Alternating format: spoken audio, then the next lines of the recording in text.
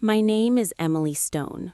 I'm 32 years old, and until the night I was abandoned at the airport, I believed loyalty, real loyalty, was something you earned by loving harder, giving more, and staying quiet when it hurt. I was wrong. The moment that changed everything happened under the harsh white lights of Terminal C, with my suitcase spinning alone on the carousel like it didn't know it had been forgotten, just like me. They thought leaving me there would break me.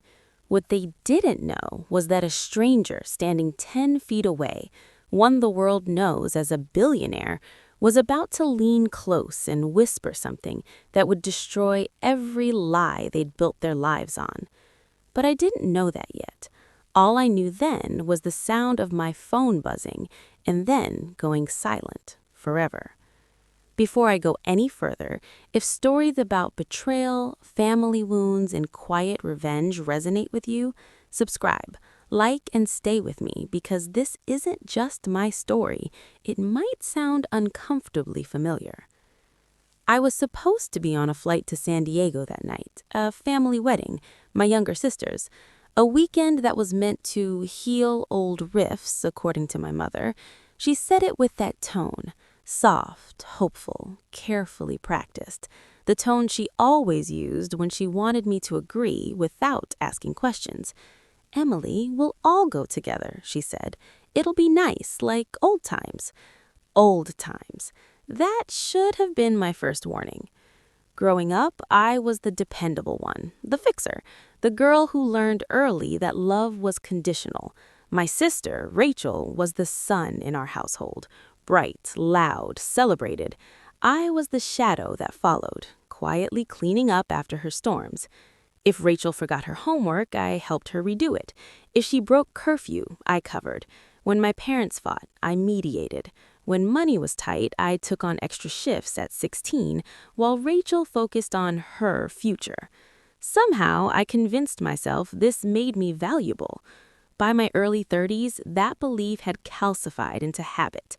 I worked in corporate communications, lived alone, paid my own bills, and still somehow ended up being the emotional support beam for everyone else's lives. So when my parents suggested we travel together for the wedding, I said yes, even though something in my chest tightened when Rachel smiled and said, "It'll mean so much to me if you're there, Em." She always called me Em when she wanted something. The airport was crowded that night. Loud announcements, rolling suitcases, that restless, anxious energy airports always have, like everyone's afraid of being left behind. Ironically, we checked in together, sat together, even joked. My dad offered to grab coffee. My mom said she'd watch my bag. Rachel hugged me longer than usual. "Don't wander off," she laughed. I didn't. I went to the restroom, 5 minutes, maybe less. When I came back, their seats were empty. At first, I thought it was nothing. Maybe they'd gone to the gate early. Maybe my mom panicked about boarding times like she always did. I walked, checked screens, asked an attendant. Then I saw it.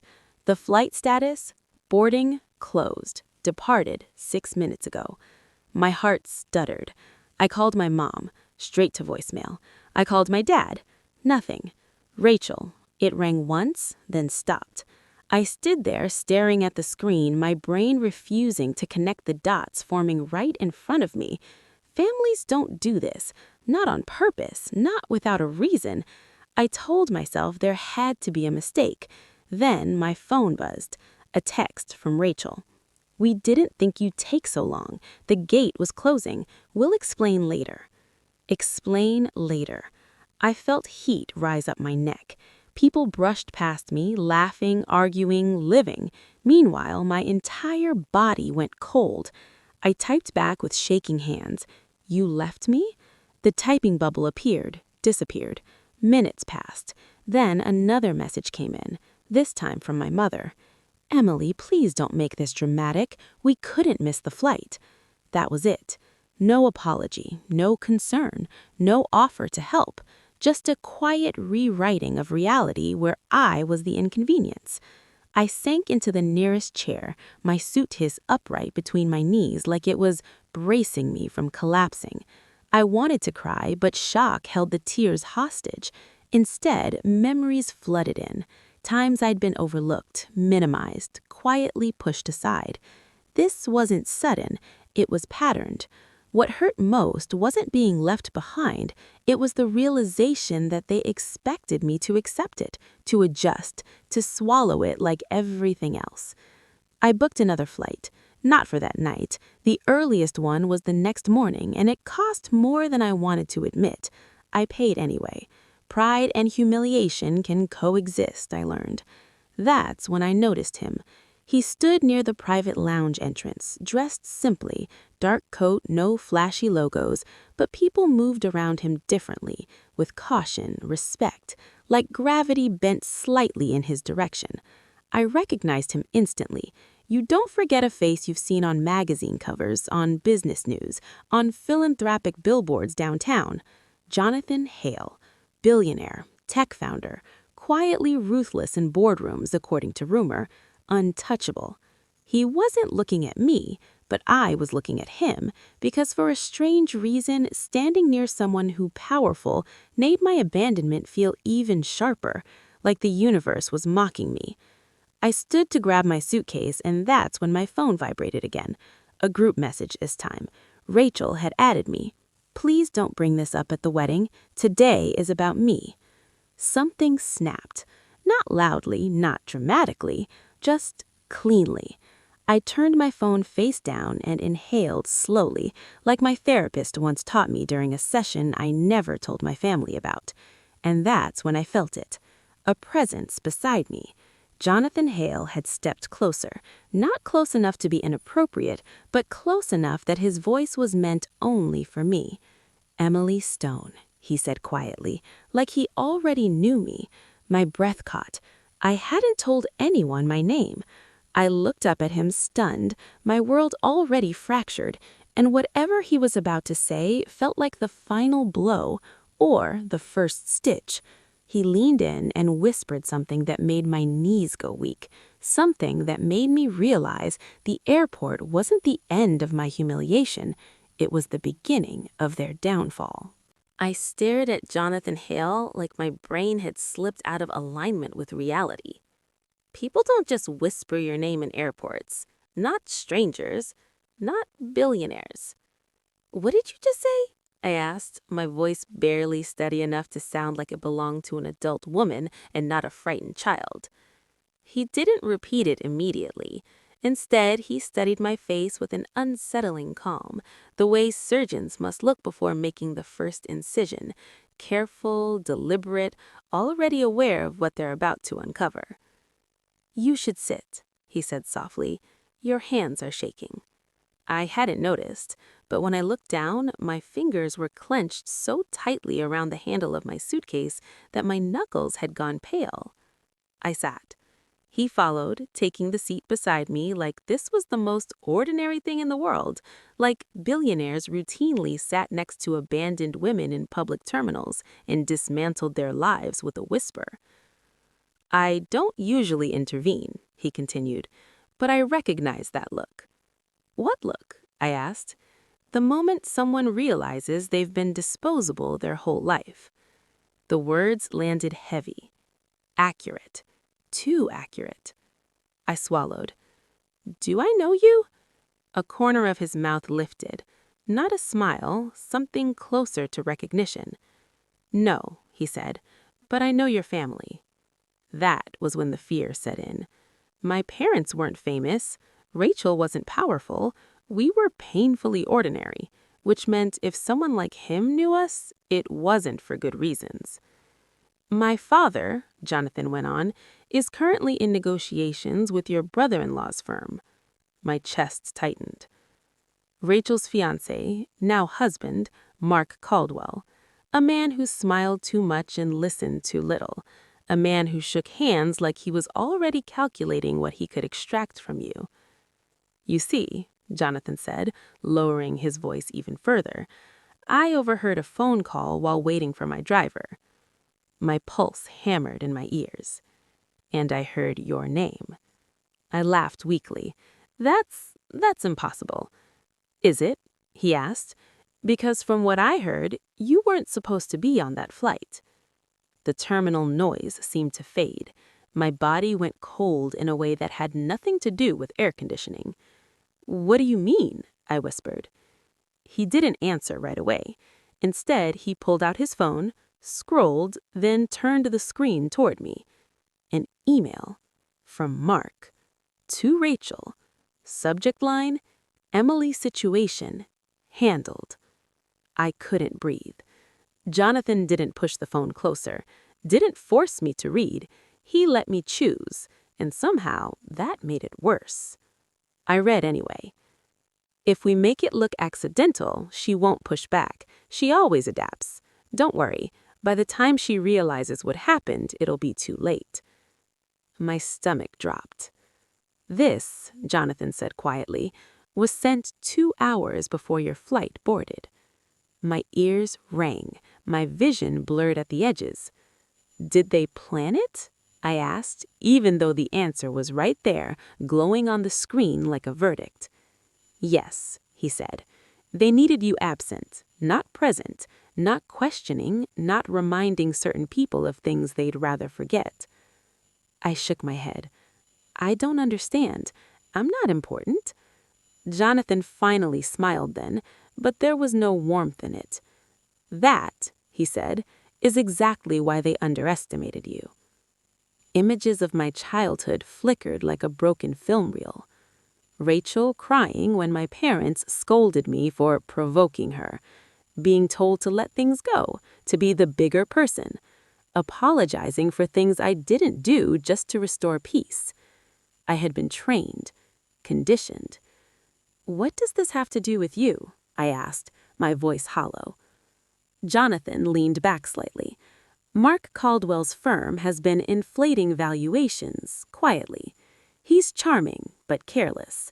Your absence tonight ensured no one connected certain dots. What dots? I asked.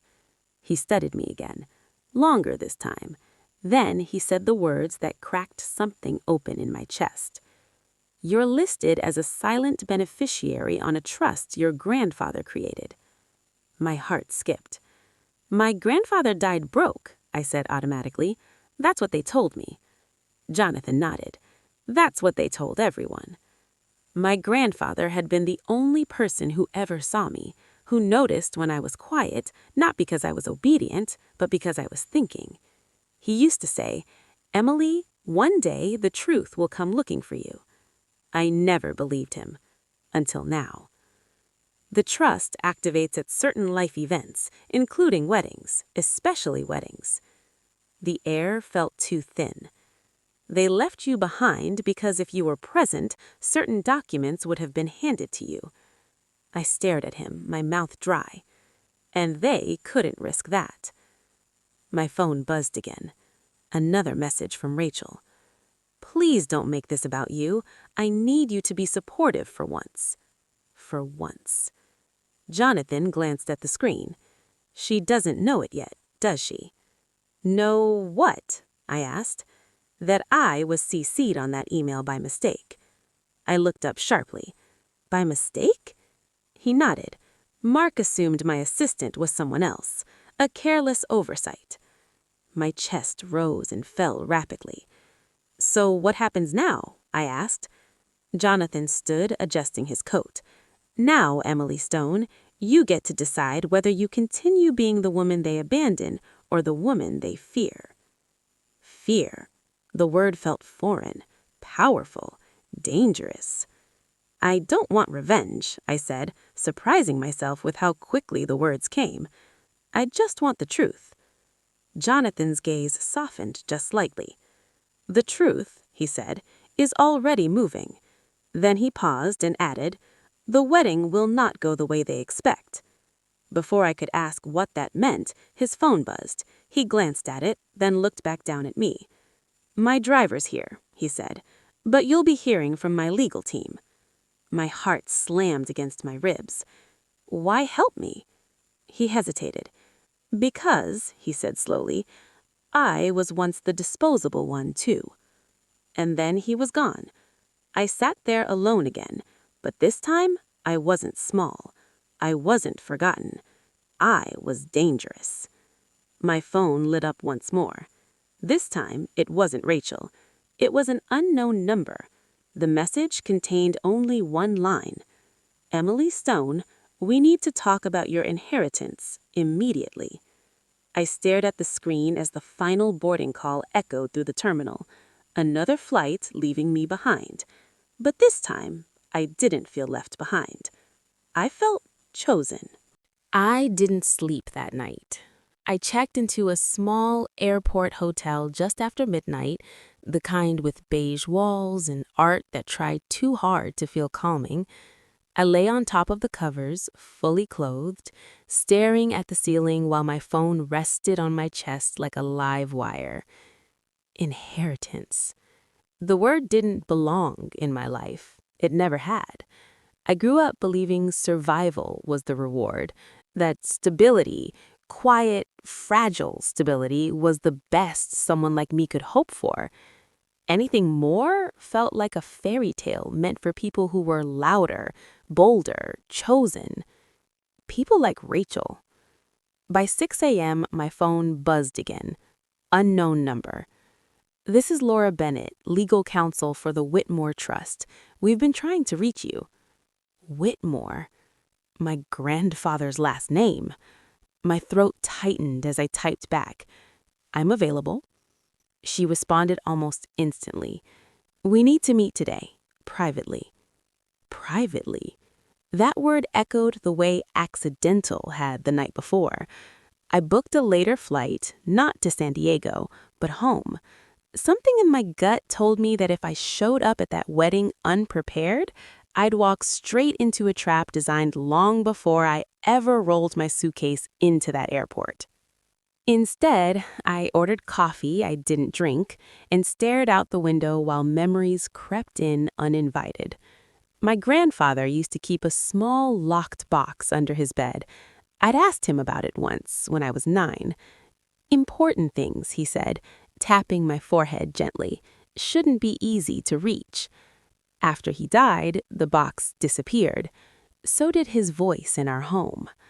The meeting was set for noon at a downtown law office I'd walked past 100 times without ever noticing.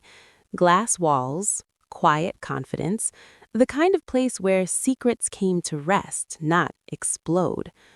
Laura Bennett was older than I expected, mid-50s, silver hair pulled into a clean bun, eyes sharp but kind. Emily, she said, standing to shake my hand. Thank you for coming on such short notice. I sat across from her, folding my hands tightly in my lap. I didn't know this trust existed. She nodded.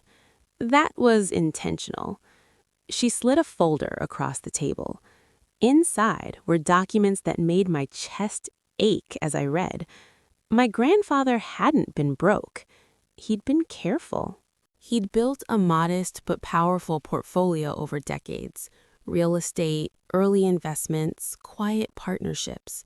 And he'd done something no one else in my family had ever done for me. He'd protected me. The trust, Laura explained, was structured to activate when you reached emotional independence. I looked up. That's not a legal term. She smiled faintly. He was unconventional. The official trigger was your presence at certain family milestones, events where pressure and manipulation tend to surface. Like weddings. They tried to keep me away, I whispered. Yes, she said, and they succeeded. For now. My heart sank.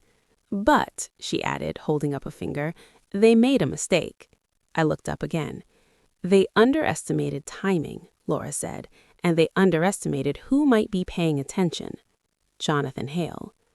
Your grandfather named a contingency executor, she continued, someone he trusted to intervene if interference occurred. My pulse quickened. Who? Laura met my eyes. Jonathan Hale. I let out a breath I didn't realize I'd been holding. This doesn't make sense, I said. Why him? Your grandfather helped fund Jonathan's first startup when no one else would, she said. They stayed in quiet contact for years. Of course he did. My grandfather always saw value where others saw risk. So what happens now? I asked. Laura leaned forward slightly. Now you stop reacting and start observing. She explained the plan carefully. No drama, no confrontation yet. Rachel and Mark believed I was embarrassed, delayed, insignificant. That belief was my shield. You will attend the wedding reception, not the ceremony. Timing matters. My stomach twisted. They don't want me there. That, she said calmly, is irrelevant. By the time I left the office, my world felt tilted, like I'd stepped into a version of reality where I wasn't just surviving events, but shaping them. I landed in San Diego late afternoon. The sun was warm, indifferent.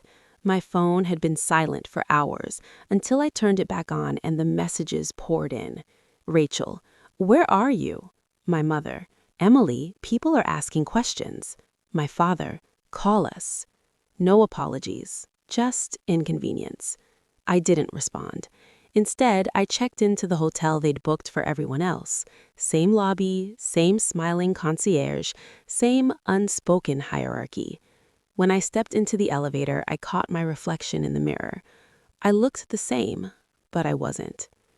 The reception was scheduled for that evening, an oceanfront venue dripping in white and gold. I arrived alone, wearing a simple navy dress I'd almost left behind. As I walked in, conversation stalled. Heads turned. Rachel froze mid-laugh. For a split second, I saw it flash across her face. Fear. She recovered quickly, plastering on a smile and rushing toward me. "Emily," she said too loudly, "you made it!" I hugged her back lightly. "Of course I did." Her grip tightened. "We were so worried." I pulled back and met her eyes. "Were you?" Her smile faltered. Jonathan approached then, his arm sliding possessively around her waist. "Emily," he said smoothly, "glad you could finally join us." Finally. I nodded politely. I wouldn't miss this. Behind them, my parents watched, confused, tense, already rehearsing whatever version of reality they'd need to defend. Rachel leaned in and whispered, "We need to talk." I smiled back. "So do I." Across the room, near the windows overlooking the ocean, I spotted Jonathan Hale. He lifted his glass slightly in my direction, just enough for me to notice, just enough for them not to. Rachel followed my gaze, her face drained of color. "Why is he here?" she whispered. I tilted my head. "You tell me." Her fingers dug into my arm. In that moment, I understood something with terrifying clarity. They hadn't just left me at the airport. They'd tried to erase me. And the truth was about to walk straight into the spotlight. Rachel's fingers tightened around my arm like she could physically anchor me to whatever version of the story she still controlled. "Why is Jonathan Hale here?" she repeated, her voice low, sharp, nothing like the airy bride everyone else saw. I gently removed her hand. "Relax. It's your wedding. You should be enjoying yourself." Her eyes searched my face, frantic now. "Emily, this isn't funny." I smiled, not sweetly, not cruelly, just calmly. Neither was the airport. Her mouth opened, then closed again. For a moment, she looked exactly like she did when we were kids, caught in something she hadn't planned for, waiting for someone else to fix it. Mark stepped closer, inserting himself between us like a shield. "Is there a problem?" he asked, his voice smooth but his jaw tight. "No problem at all," I said. "I'm just here to celebrate." Jonathan chose that moment to approach. Conversations nearby dipped instinctively, like waves pulling back before a storm. "Emily," he said, warmly, extending his hand, "I'm glad you made it." Mark stiffened. Rachel's face went pale. Mark shook Jonathan's hand too quickly, too eagerly. "Mark Caldwell," he said, "Rachel's husband." Jonathan nodded. "Yes, we've been corresponding."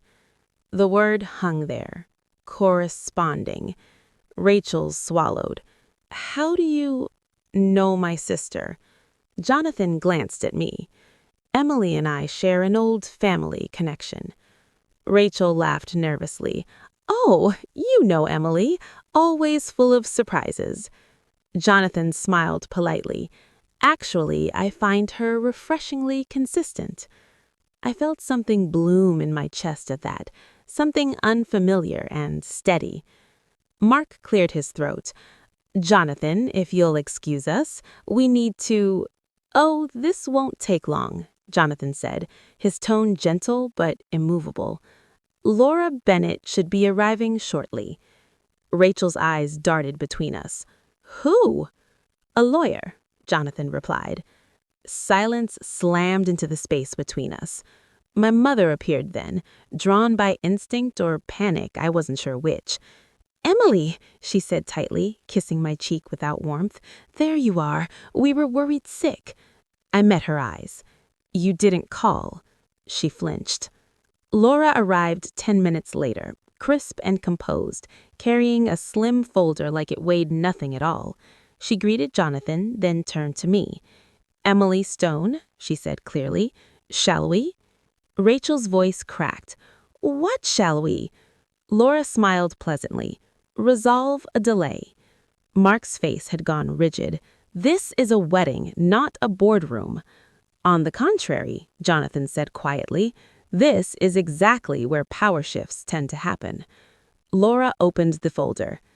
Emily Stone, she read, you are the primary beneficiary of the Whitmore Trust, effective immediately due to documented interference.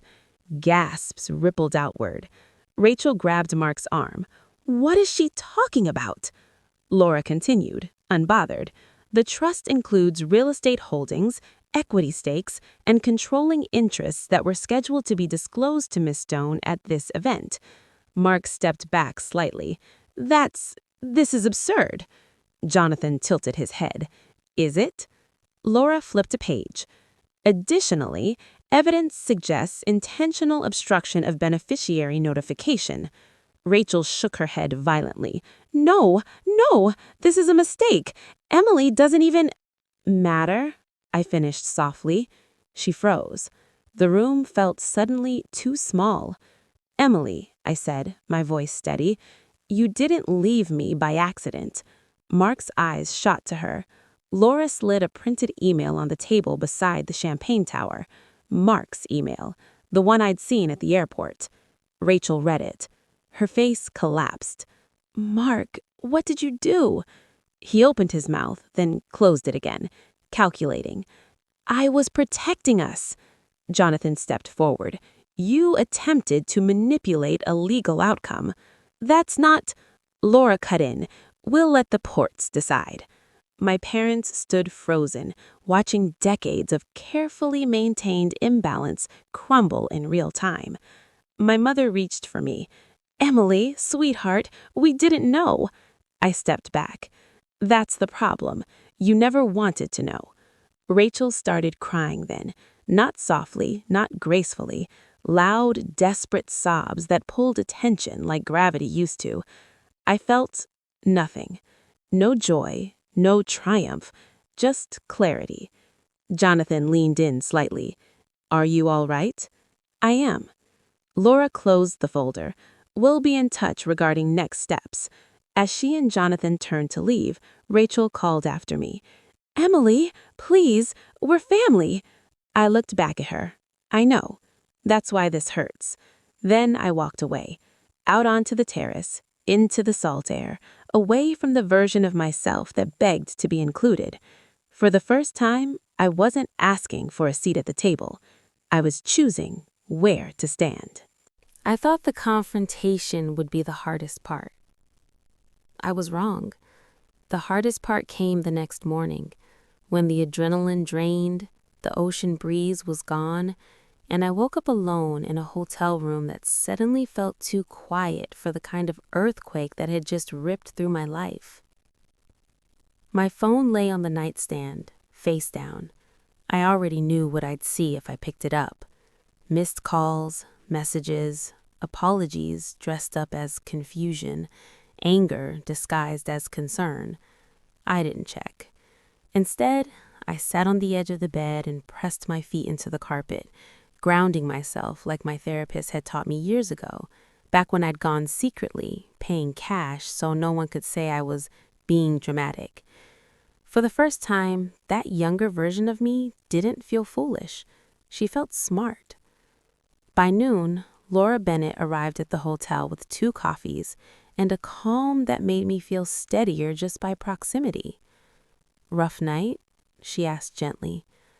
"I don't know," I said honestly.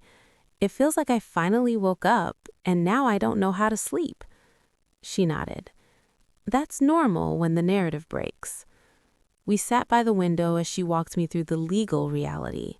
Paperwork, timelines, next steps.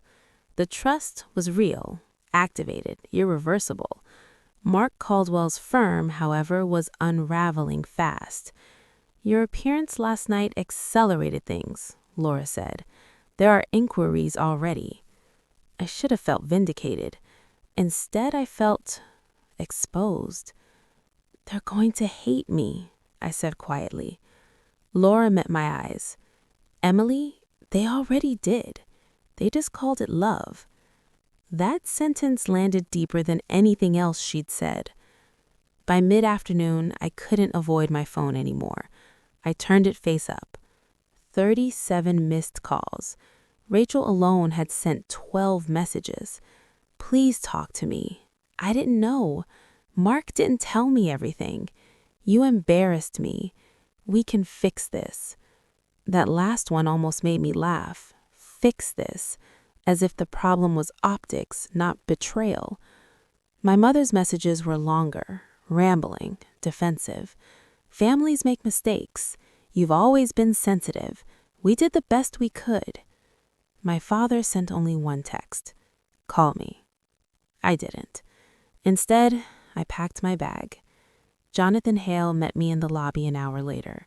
No entourage, no drama. Just quiet presence. "You handled yourself well," he said as we walked. "I didn't feel strong," I admitted. Strength rarely feels the way movies describe it. It usually feels lonely. We drove along the coast in silence for a while before he spoke again. "They're going to pivot," he said. "People like your brother-in-law don't accept loss easily." I looked out the window. "What does that mean for me?" "It means," he said carefully, "they may try to rewrite the story, cast you as unstable, greedy, influenced." I felt a familiar knot form in my chest. "They've always been good at that," I said quietly. Jonathan glanced at me. "Not this time." He pulled the car over near a quiet overlook. The ocean stretched endlessly, indifferent and vast. "You don't need to fight them," he continued. "You just need boundaries." Boundaries. The word felt heavier than inheritance, scarier than confrontation. "I don't know how," I admitted. "That," he said, "is something you learn after betrayal, not before." That evening, I received a call I didn't expect. My aunt, my mother's older sister, the one who moved away when I was a teenager and was rarely spoken about. "Emily," she said, her voice careful, "I saw the news." My stomach tightened. "What news?" She exhaled slowly. "Mark Caldwell has been suspended pending investigation." I closed my eyes. "There's more," she added. "Your mother called me this morning. She said you've been manipulated." Of course she did. "She asked me to talk sense into you."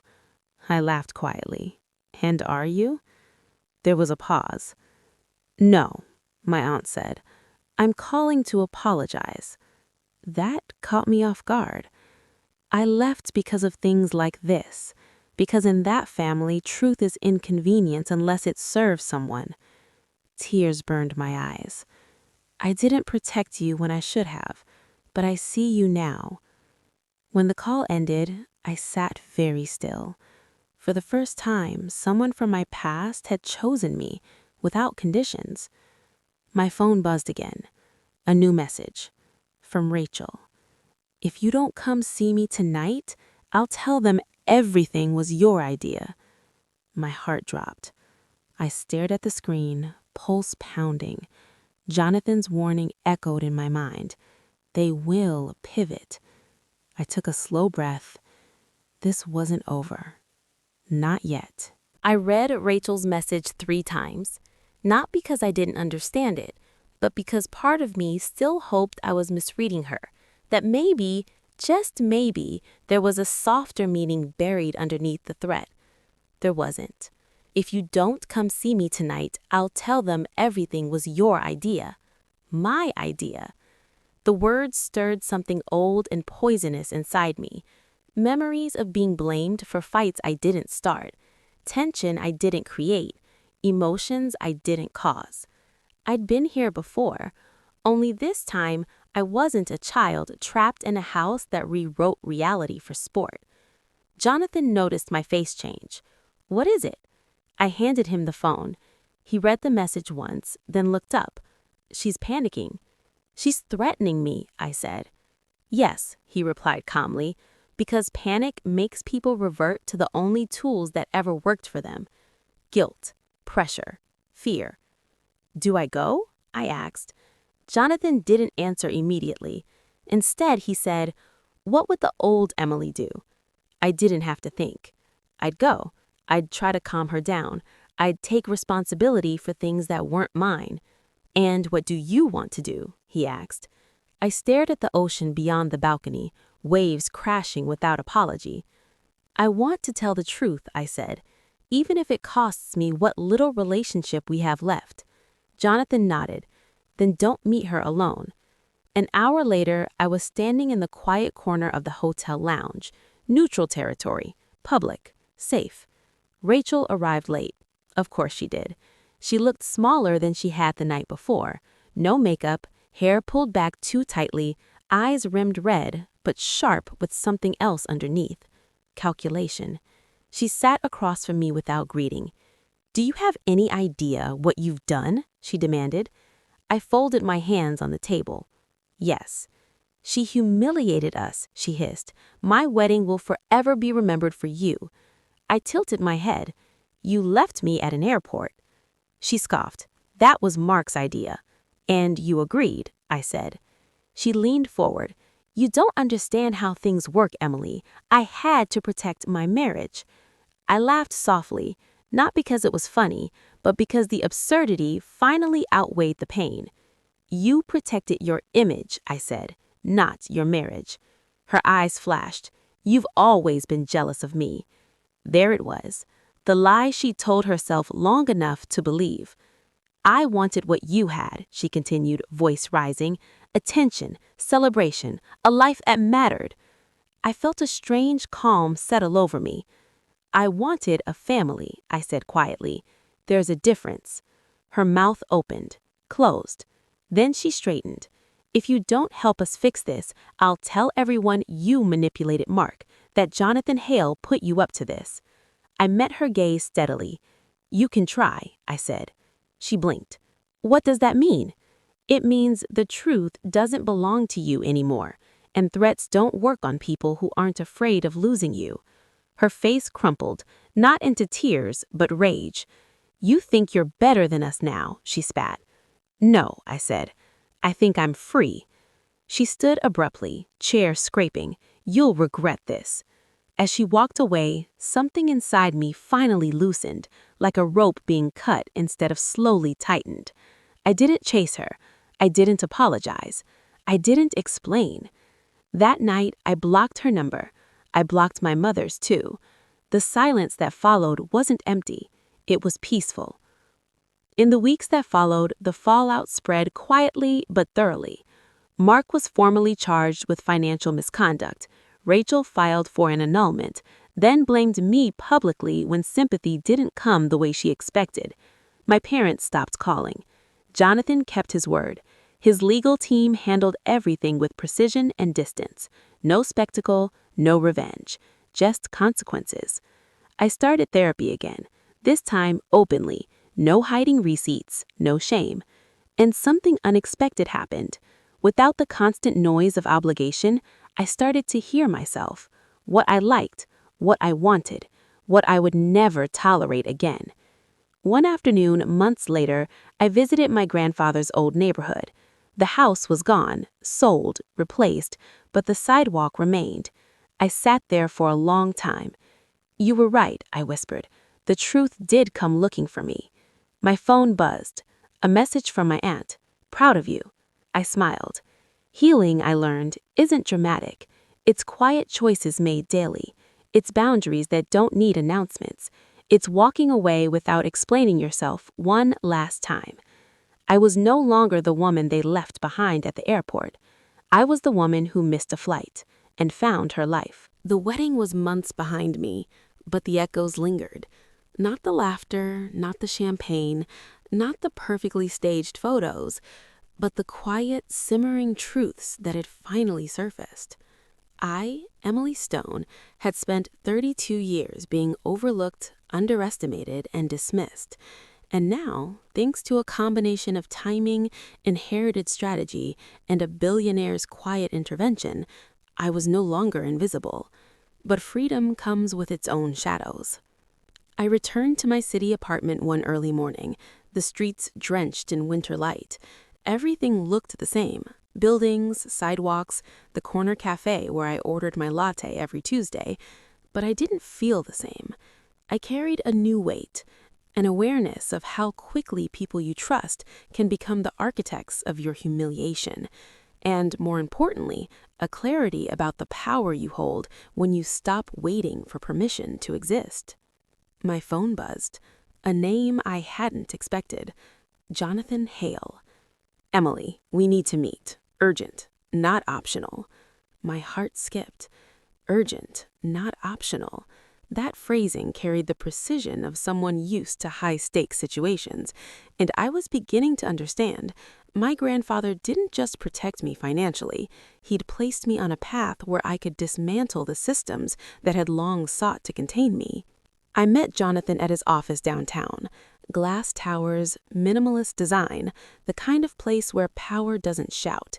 It whispers and everyone listens. He greeted me with a nod. "Emily," he said, "you've handled yourself well, but your family, they're not finished." I leaned back in the chair, calm but alert. "I thought I handled them." Jonathan smiled faintly. "You handled what you could see, but people like Rachel and Mark, they operate on assumptions, old habits, and fear of losing control. They'll try to assert dominance again.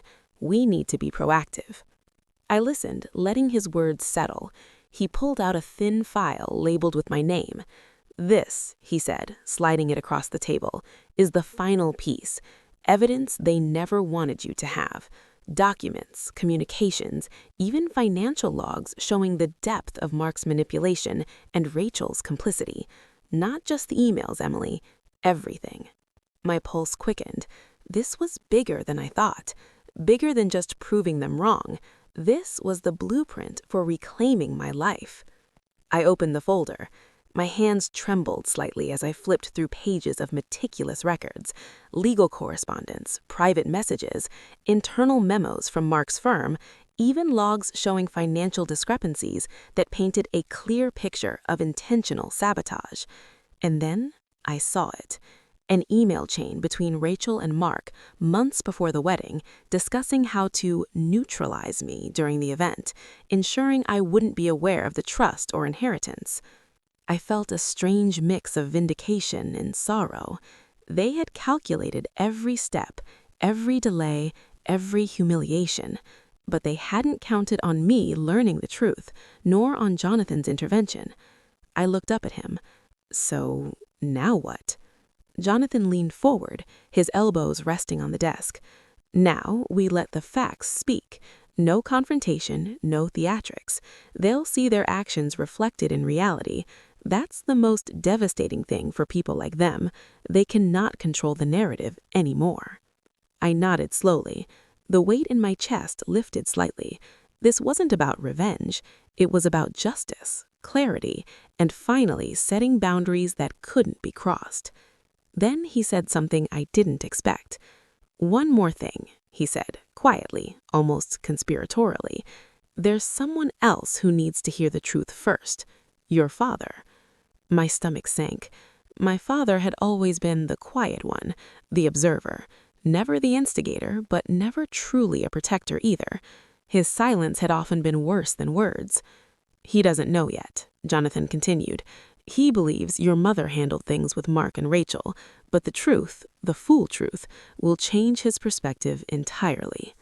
I felt a flicker of apprehension. I wasn't sure I wanted to witness his reaction, but I knew it was inevitable. The past few months had taught me that hiding from the truth never helped. Jonathan stood. Shall we? I nodded, steeling myself. The elevator ride up felt longer than usual. Every floor we passed seemed to echo memories of the past, school hallways, family dinners, small betrayals that have accumulated over decades. When the doors opened, my father was waiting. Not in his usual quiet way. This time there was a tension in his posture, a rigidity that betrayed anticipation and worry. Emily, he said, voice measured but shaky. Jonathan, thank you for arranging this. Jonathan gave a slight nod. It's my pleasure. She needs to hear it from the source first. I stepped forward, holding the folder tightly. Dad, there's a lot you don't know. His eyes widened slightly. I can imagine. I took a deep breath. They didn't just leave me at the airport. They tried to erase me. Not just that night, but everything leading up to it. The wedding, Mark, Rachel, everything. And I know now that it wasn't an accident. His face paled. Emily, Let me finish, I said firmly. I have evidence, emails, documents, everything you need to see. I'm not asking for sympathy. I'm not asking for excuses. I'm showing you the truth because it's the only way we move forward. He swallowed, visibly struggling to process the words. I had no idea it was that bad, he whispered. I looked at him, my chest tightening with a mixture of frustration and longing. You didn't ask, you didn't listen, and that, Dad, is the problem. He nodded slowly. I see that now. I failed you. I felt a strange calm wash over me. Not relief, not satisfaction, but clarity. This was my moment, not theirs. My story, my boundaries, my choice of who to trust and who to leave behind. Then my phone buzzed. A new message. From Rachel. Emily, we need to talk. I didn't know it would go this far. I smiled faintly, folding the folder and tucking it under my arm. I didn't reply. I had learned something important. The people who once abandoned you don't get to dictate the terms of your presence anymore. And this time, I wasn't leaving the room. I didn't respond to Rachel's message. Not immediately. Not ever, if I could help it. The lessons of the past months had taught me something vital. Boundaries weren't about punishment.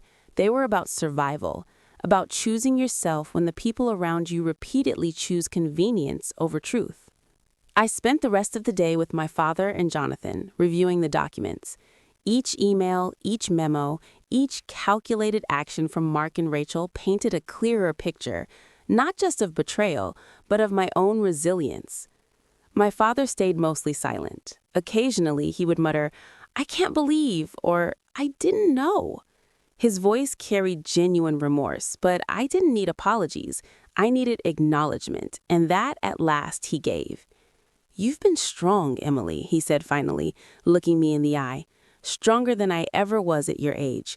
I should have protected you." I nodded. "You can start now, Dad. Not by fixing the past, but by recognizing it." He swallowed, visibly choked. "I will." After he left, Jonathan and I stood on the terrace of his office, overlooking the city as the sun dipped below the horizon. The light caught the edges of the skyscrapers, turning them into golden silhouettes, a reminder that even amidst the harshest shadows, clarity and beauty could emerge. "You've changed everything," Jonathan said quietly, "not just for yourself, but for them too. Sometimes people need to see consequences before they can understand their own actions." I breathed in the evening air, feeling it fill the spaces that had long been hollow. I never wanted revenge, I admitted. I needed to exist without apology, without erasure. And for the first time, I feel like I can. Jonathan nodded. That's the first step. The rest is building a life on your own terms. No interference, no silent manipulation, only what you choose. For the first time in decades, I allowed myself to feel free. Free from expectation, free from guilt, free from the unspoken rules of a family that had tried to minimize me. Weeks later, I finalized the legal transfer of my inheritance. I took control of the trust, not out of spite, but as a declaration of autonomy. The properties, the investments, even Mark's fraudulent firm were now firmly under oversight that ensured no one could exploit them again. I didn't gloat, I didn't boast, I simply moved forward. Rachel tried contacting me one last time. Threats, pleas, justifications. I read them, archived them, and let them fade into irrelevance. I reconnected with my aunts and a few old friends I had long neglected, people who had always seen me not as the shadow of Rachel, not as the quiet one to clean up everyone else's mess, but as Emily Stone, complete, capable, deserving. Therapy continued, meditation became part of my mornings, and I started mentoring young women in business, helping them recognize their value before the world tried to define it for them. And sometimes, late at night, I would remember the airport, the carousel spinning alone, my suitcase upright, my family gone. That moment had felt like the end. It wasn't. It was the beginning. A beginning where I chose truth over appearances, freedom over approval, and myself over those who tried to diminish me. I smiled at the memory, a quiet, private acknowledgement, because finally, the story wasn't about betrayal. It was about emergence, growth, and reclaiming the life that was always mine. The city lights stretched endlessly below me, a tapestry of possibility, and for the first time, I felt fully present in my own life, unshaken by the chaos others had tried to impose. I was Emily Stone, 32, independent, unstoppable, and I would never be disposable again. Have you ever been left behind only to discover that moment was the start of your strongest chapter? Share your story in the comments. I want to hear it.